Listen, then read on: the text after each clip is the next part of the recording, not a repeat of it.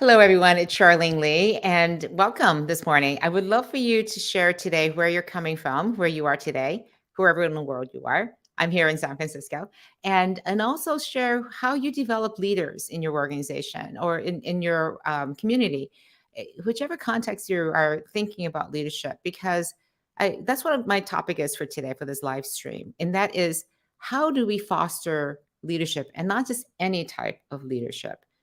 It's disruptive leadership, audacious leadership, leaders who are going to create a huge amount of change in their lives, in their organizations and businesses, in their communities and society, because we need more disruptive leaders to get work done. There are so many issues, so many problems that we are not going to solve by incrementally inching our way along.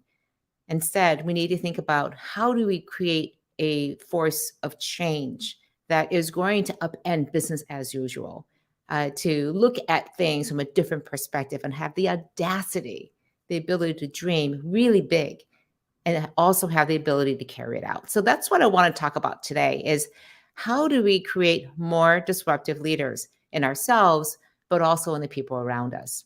And so I would love for you to share again, how do you create and foster disruptive leaders? Not just, again, creating and encouraging people to be better leaders, to show up and create change, but to create exponential, audacious, transformative change. So I do this in the context of having just over the past few weeks been really engaging with a lot of companies who are thinking about all the different things they have to get done as an organization. And at PA Consulting, my firm, where I'm the chief research officer, I've been doing a lot of work around how do you lead and navigate in the perma crisis. And so we have a report coming out end of the month. Very excited to share some of those findings later this month. But I think one of the things that came up over and over again is we need to be thinking about how do we create more leaders? Because imagine if you had an organization or even just your team full of exceptional leaders, leaders who were seeing themselves as disruptive. These are people who know how to be innovative, how to put transformational ideas forward. They excel at their own self-leadership and self-management. They're very aware. They're very comfortable stepping into the void, into the unknown. They welcome it. They seek it out. And my question was, how do we speed up that development in people? How do we encourage people to take on those experiences, to develop the wisdom, to be able to make these great decisions that have to happen along the way? And if you think about that, there's two ways to think about how what it would look like to have a room full of leaders. It could be wonderful because you have all these leaders pulling together to create change, or it could be a complete nightmare when you have a lot of people going off in their own directions, pursuing their own dreams and not being aligned. So there's a delicate balance here. How do you create disruptive leaders, leaders who can break out of the status quo, but also keep them aligned? How do you find that balance? So, because it is a delicate balance. You have probably seen, I have seen so many disruptive leaders who are so disruptive, they actually get kicked out of the organization. They don't know how to actually bring their disruptive ideas to fruition, to actually make it so that it's acceptable and maybe make people uncomfortable, but doable and achievable, and really pushing that edge. It's a really delicate balance. So I have one comment here from Moshin. Thank you so much for joining and commenting. The way that they actually create leaders is to give them opportunity, appreciation, and rewards, engage them with their tasks. So I think that's a great place to start, because I'm going to get into this right away with what are the 6 ways that you can develop leaders in your organization, these disruptive leaders. So the very first thing is, as Moshin was talking about, which is really appreciating them, giving them the opportunities. And the foundation for doing that is to, first of all, invest in the relationship with them. And Dale Carnegie, who is one of my favorite authors, he's been around, his book, How to Win Friends and Influence People. And the very first thing he says is, the very first thing you have to do is have a genuine interest in them. And when it comes to the people who you're working with in your organization, the people you think have leadership potential, it's a genuine interest in their lives. and in their well-being. And that means thinking about and understanding who they are as people and investing in that relationship. And so one of the things I've done in the past is talk about when I have a new person coming onto the team. I said, I really want to get to know, understand you, and understand that my commitment isn't just to you here in this job. It's to developing your long-term employability. You're going to be working with me for just a few years, probably, before you move on to another group inside the organization, you get promoted, or you move on to another organization that can better fit your needs and your dreams. And so we talk about your last day of working with me on the first day. And I put it in the context to say, my investment in you is for the long term. And also in making sure that the short term we're working really well together. But I really want to understand, what are you trying to achieve? What is it that what's important to you in your life? What are you passionate about? What do you get motivated around? And really investing in that relationship. And so one of the best ways to do that is having conversations. And as a leader, one of the hardest things to do is to not say very much. Epictetus, the great Greek stoicist philosopher, said, we were born with 2 ears and 1 mouth, and we should use them in the same proportion. And all the more when you're investing in a relationship with people. So really do a lot of listening, asking a lot of questions, and investing in taking that time. One mistake that we often do is we sit down and have performance reviews with people, but we don't have development discussions. Separating performance from development is a key part of investing in the relationship. You have to do the performance part if you're in a managerial relationship, but the development part is where the real work begins. That's where the real work gets done. So investing in that relationship, understanding and being clear to develop what that looks like, what that relationship is going to look like for yourself, with them, and them with you. Helen has a great point as I go into the next one, which is the first step is to choose the people who have the makeup and the vision to step into leadership. The person who decides that must have the experience and emotional intelligence to choose these people. I think that's a great point, Helen, because the people you want to invest in for that leadership development are the ones who you think are going to really benefit and bring those things to the table. And I think part of that is, who are the people who have the audacious ambitions? And that's the second area, which is, the first one is investing in a relationship. Then the second one is, who has the potential and the vision to want to create change, to want to create disruptive change.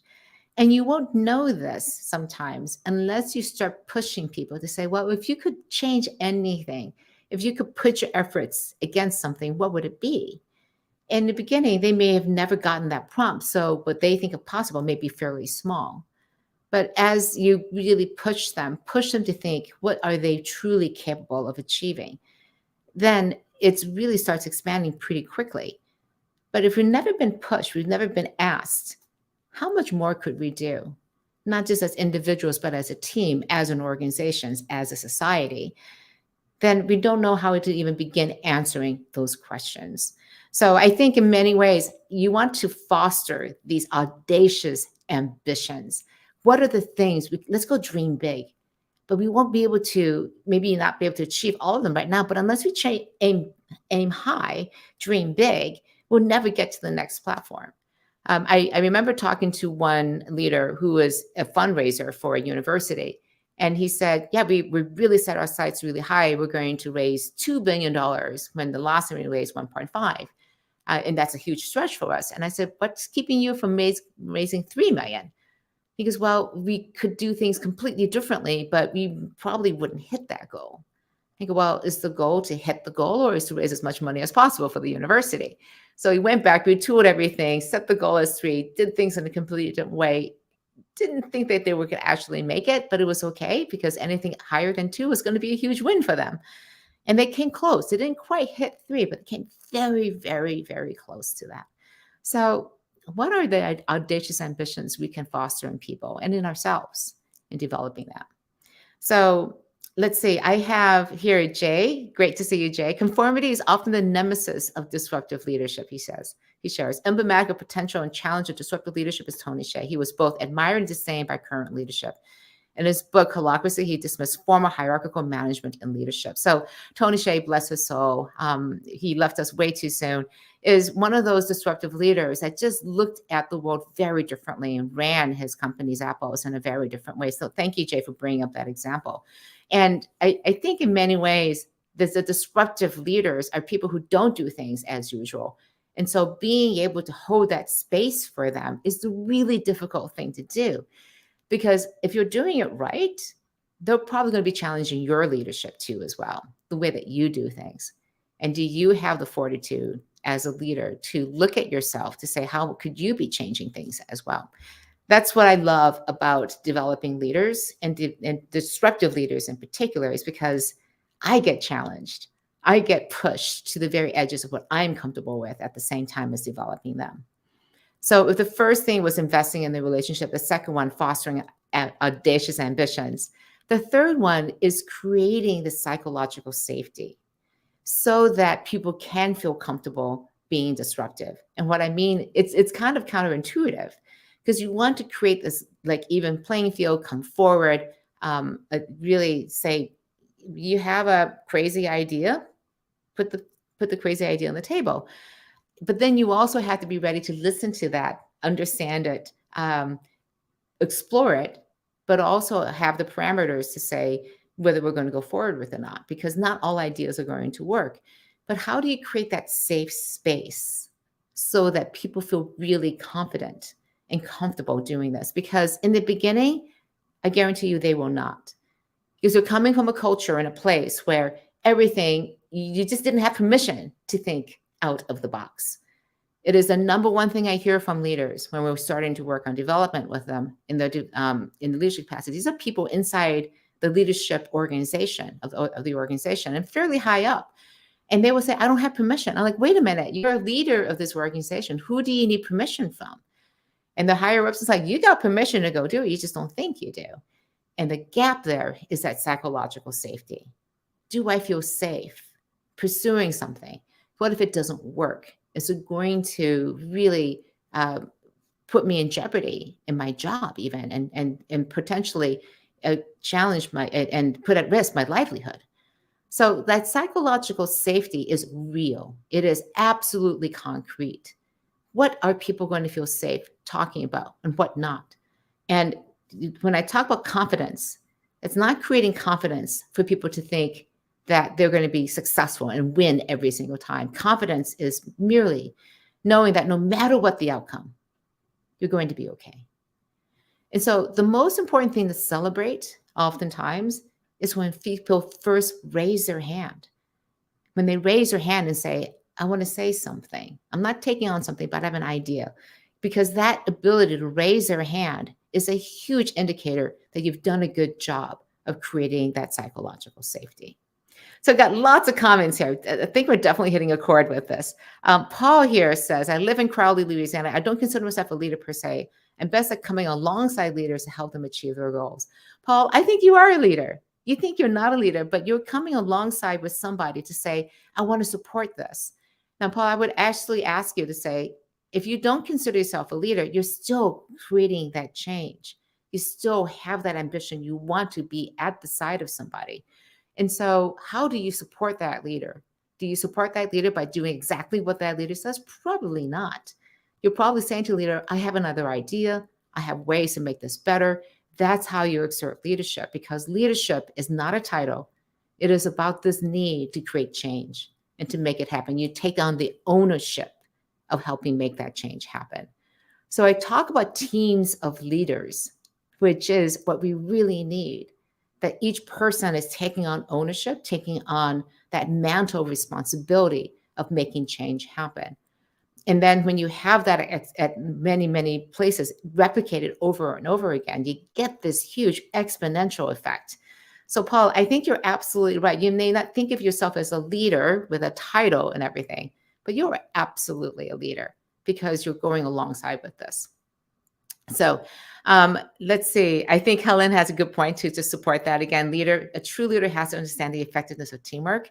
That's all this is you can never be a leader by yourself. A leader is not a leader without any followers. So how do you inspire people to do that? Priscilla just saying, hey, great point. Psychological safety is essential. Priscilla, I would love to hear from you or others. How do you create that psychological safety? What are some of the techniques or tactics that you have to do that? Some other comments here. Jay, so great to see you, Jay, coming in from Rockford, Illinois. I enable people to do their best and develop their leadership skills. I love that. You enable people to do their best because that's all you can ask them to do. In the end, that's all we can ask is how do we do that? It's the next topic that I want to talk about. Paul does say, I do challenge your leaders. So thank you for coming back.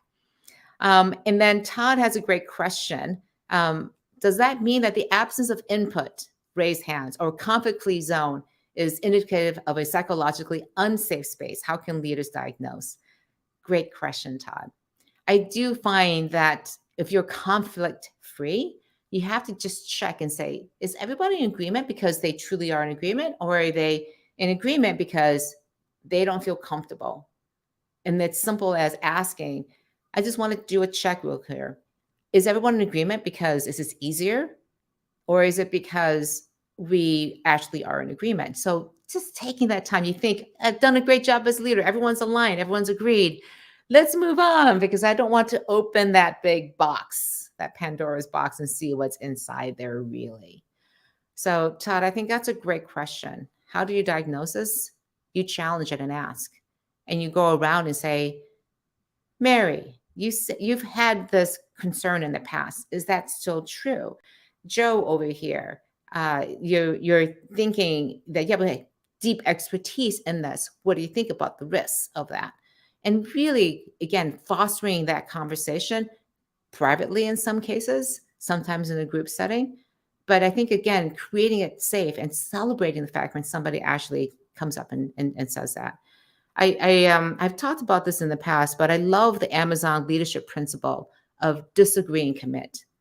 And the whole idea is that it's safe to disagree. And it's a wonderful place because we can fight and hard and for our points of view. And at one point, when the decision is made, we're good with it. It may not be the decision that we really wanted, but you understand you're committed 100% to the direction we're working in. And if you don't have that sense of agreement after the decision has been made by the leader, it's really difficult to foster, again, that psychological safety that I can go out there and say my piece, disagree strongly, really challenge things, but at the same time, come back and say, okay, I put my best foot forward and we're going to make this work. A lot of organizations, it's like, hey, that wasn't my idea. It wasn't the direction I'm going to go in. I'm going to sandbag it. I'm going to sit back here, be a heavyweight, and prove that, hey, that idea is not going to work. Versus, do you have the organizational culture and the leadership, the leaders inside the organization to say, you know, it wasn't my idea. This is where we decided. I'm going to do my best to make sure that it's as successful as possible. And if it fails, it wasn't because of lack of effort. It was the idea wasn't the right idea. And we'll go back and do something else. But we're going to try to be as successful as possible because this is how we have decided to go in that direction. Really difficult to do. Requires a really strong leader to be able to put aside their own personal interests and do that for the team. So, and Jay, just the last point here is enable safety by allowing to fail. And that goes to my next area, which is how do you actually do this? And to create that psychological safety, one of the most important things is that you want to have, you have to be able to set people free by creating a lot of structure.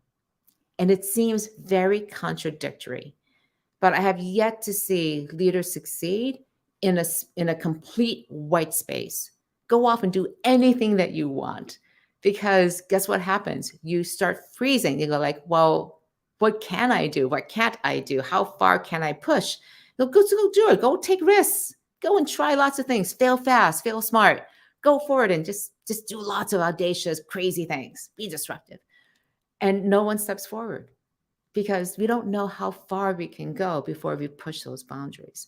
So I think you actually set people free by setting up really clear boundaries of what they can do. There is always a limit. There's a limit to dollars to time to people to safety, risk, and regulations to how far you can do. So be very explicit about what those edges are. And the more clear you can be, the more people are going to be free. And a really important part is to take your team, take your people who you're developing out to the very edge of what is possible. They're going to be wigging out. They're going to be crazy. Like, this is really uncomfortable out here. Do we really want to be out here? And like, yes, this is where we want to be. This is what the edge looks like. And please do not go back. Do not retreat back to safety over here. Stay at the very edge. We're all going to stay at the edge here together. We're going to push these boundaries even further to where we are uncomfortable. But do not step past this, because if you step over that edge, you're going to fall off the edge and we can't catch you. But if you're on this edge, we're teetering on the edge, is exactly where we want to be, because this is where the magic is going to happen. That ability to set boundaries creates a lot of psychological safety. But you have to be really clear, set really clear goals of where you want to go towards, and also very clear boundaries of what are the actions that are acceptable to achieve those goals. All right, I'm going to keep going here because I'm watching the clock here very closely. So the first area is investing in the relationships. The second one is foster audacious ambitions. Third is create psychological safety. Fourth, set them free by setting structure and boundaries, set clear goals. And the fifth one is to create agency. And what I mean by agency is that you are creating a sense of ownership. So even if they're not a leader, they have budget, there is still a way to create agency in people so that they feel like they own the outcomes of whatever it is that they're achieving. And somebody had written agency. I remember seeing this in here. Here we go. Jay has talked about, Jay Johnson has talked about the many qualities you highlight are essential: agency, trust, flexibility, and diversity. And at the very top of this list is agency. So Jay, thank you so much for sharing that, because in the end, I think agency is a clear idea that we don't spend a lot of time on how do we develop that in people. And this is different than delegating. Delegating oftentimes says, I bestow upon you the power to go and do these things. And oftentimes you're dumping the responsibility on somebody and running, and you're not necessarily checking in and making sure that they're comfortable and able to actually create this. Agency is very different than delegating. Agency says, I already had the power. I don't need to be empowered. I don't need to be given power. I already had the power and the ability and the capability to do it, but I just may not realize this. And so it's a sense of ownership. It's a recognition that I have that power. I have the capability to be able to do this. So having the psychological safety and the boundaries, now it's up to you to develop the sense of ownership in that person, because the setting has been set. But is their mindset at that place where they have that mindset of agency that says, I can take on this ownership? And in the beginning, you may have to construct that space for them, that space of what they can actually do, to be very, very clear, very small, because they've never stepped out on their own before. So identifying what their passions are, where they want to develop some skills around this, and giving them very small incremental levels of responsibility in the beginning develops their confidence, because they may or may not be able to succeed in that first time. And regardless of the outcome, they come back and you go, that was fantastic. You took ownership of this, of whether the outcome was good or bad or mediocre. You took ownership of it. That is fantastic. And it's regardless of that, of the outcomes, because if you know that they did their best, if they fell short, then that gives you a development goal to say, this is what you have to learn still. So instead of framing everything as success or failure, you say, this is our goal. Anything that's further than where we started from is going to be a success. And any gap is this ability to learn. We've learned what we come from. We've learned now where we have to close the gap. So you're actually removing this whole idea of failure from the dialogue, because frankly, no one likes to fail. No one likes to feel like they didn't hit their goals or succeeded. But if agency is really about taking ownership of the outcomes, no matter what they are, good or bad, then you have to have a really strong and good relationship with failure as a leader and as a team member, as an organization. So creating agency is this really delicate art of giving people responsibility, being okay with the outcomes no matter what, because you set the structure, you created the psychological safety, and as a result, you're starting to build and build more of that agency. And then the last area, and there's a couple more comments here. Let me just see here. We have a comment here that's great. Sorry, I just want to say this from Jay. Enable safety by allowing to fail against a great area. Priscilla says, modeling for others, share that it may be difficult for individuals to bring in a difference into this space. Thanks for individuals for sharing their thoughts by raising their hands. So this is, again, a way that Priscilla was talking about earlier. How do you create that psychological safety? And I want to use that as a jumping off point to talk about just my last point, which is being comfortable with being uncomfortable. Because this is the latch areas. How do you teach and foster this comfort? How do you get people to feel comfortable with dissonance, with disagreement, with being unsure what the outcomes are? And in many ways, this has to come from you. As an example in leadership, you have to show how you yourself are grappling with this. Because if you are being a truly disruptive leader, you don't know what the outcomes are. You're unsure about things. You're not quite confident all the time that things are going to work out and be successful, but you are very confident that no matter what the outcome is going to be, you're going to be okay. The team's going to be okay. Our organization is going to be okay, because you're not going to extend yourself beyond these boundaries where you're putting everything at risk. So this is a lesson in vulnerability. This is a lesson of you demonstrating and being a model for how to be uncomfortable. And the only way people can learn it is they see you being uncomfortable. And that's hard for a lot of leaders. It's hard for a lot of leaders to show that I don't have all the answers. It's hard for leaders to say, I don't know how it's going to end up. It's hard for leaders to say, I just not sure if we're going to be able to meet all of our goals. And all of this is okay. And by demonstrating how you're not only okay with this, but you're exhilarated by this, you're excited about the unknown. It's a challenge, it's an opportunity to really push yourself in the team, that you're running towards this rather than saying, well, because I don't know what the outcome is going to be, we have to slow down, take our time. Instead, we don't know what's going to be, so we need to push forward and look for more answers. We are uncomfortable with this, and that tells us that we're on the right path. So being able to talk about this, your own discomfort, and being able to share your vulnerability is the best way to foster it in other people. But I've often worked with leaders. I just recently had this conversation last week, is how do I get my team to open up? And I go, you have to open up first. If they see you opening up, if they see you disagreeing with your colleagues and doing it in a really civil manner, in a way that's really supportive of each other, and yet creating alignment, they will see that it's also safe for them to do this.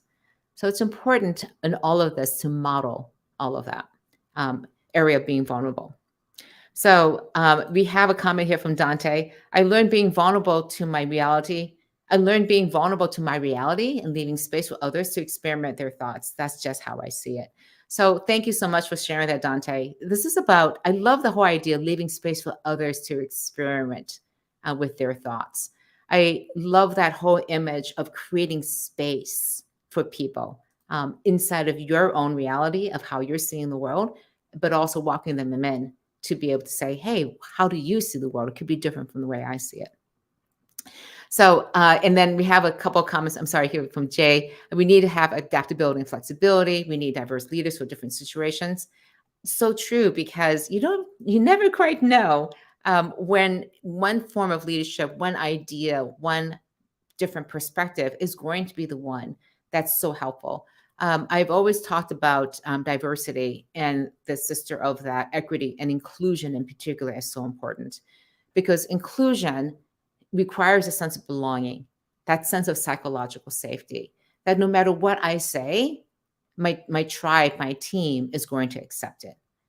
And so when you think about psychological safety, inclusion and belonging is such a key part of that. That says, yeah, I could say something crazy and my team would be like, that's crazy. We shouldn't do that. I'm like, okay, thanks for that reality check. Or this is crazy. We should absolutely do this. And there's a lot of validation there too as well. So I think and being able to do that are key. And then Jay talks about how unpredictability and risk are factors in life that companies in general want to mitigate. And that's true. And again, I think, Jay, we've had this ongoing discussion here and also offline, which is about how much risk, how much unpredictability can you tolerate as an organization, as a leader? And I think in many organizations, that number is zero. And the reality is, it's in existence everywhere. So, what is our level of comfort with not knowing how things are going to turn out? What's our level of confidence in knowing that we can rise to the occasion, have the adaptability, have the agility, have the flexibility to deal with the unknown things that are going to happen? So, Jay, you raised such a good point, because in the end, if we want to create disruptive leaders, if we want to be disruptive, then we absolutely have to be comfortable with the unknown, taking on risks, and making sure that the people on our teams are developing those leadership capabilities as well. All right. I know that you all have to run. Thank you so much for joining. Next week, I'm going to be talking about how we progressed at elevating women in our organizations. It's March 7th. March 8th is International Women's Day. So this year, I marked it on my calendar so that we could talk about this topic.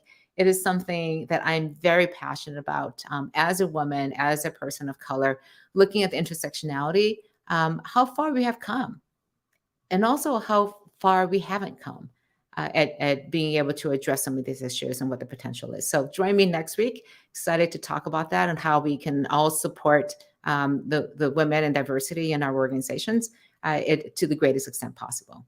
So that's what I have for today, and have a great week, and I'll talk to you again soon. Take care.